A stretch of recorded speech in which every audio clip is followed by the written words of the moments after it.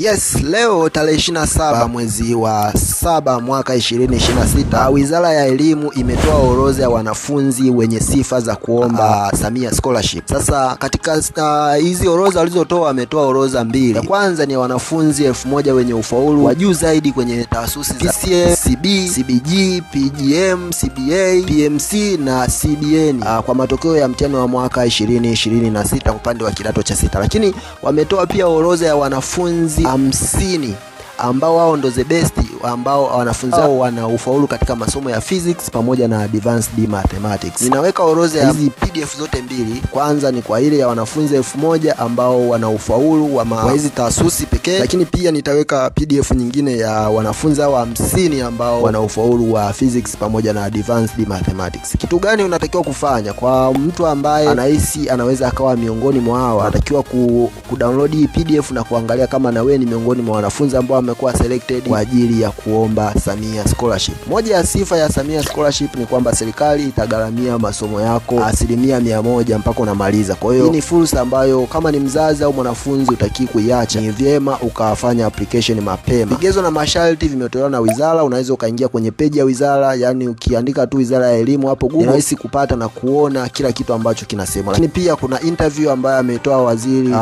wa elimu. Pia na yenyewe unaweza ukaidownload au ukaisikiliza kupitia page yangu au kwenye page ya wizara, pia ukaweza kujua ni maelekezo gani ambao kama serikali wametoa especially kwa wanafunzi ambao mmekuwa selected kwa ajili ya kufanya application za Samia Scholarship. Kama utakuwa na swali unaweza kuandika hapo kwenye comment na nitakujibu. Lakini hizi PDF mbili zote nitaziweka kwenye description hapo au kwenye comment section. Unaweza ukazidownload kirahisi kabisa na kuweza kuangalia kama wewe au mtoto wako yumo katika hiyo orodha. Thanks for watching. Kama utakuwa na swali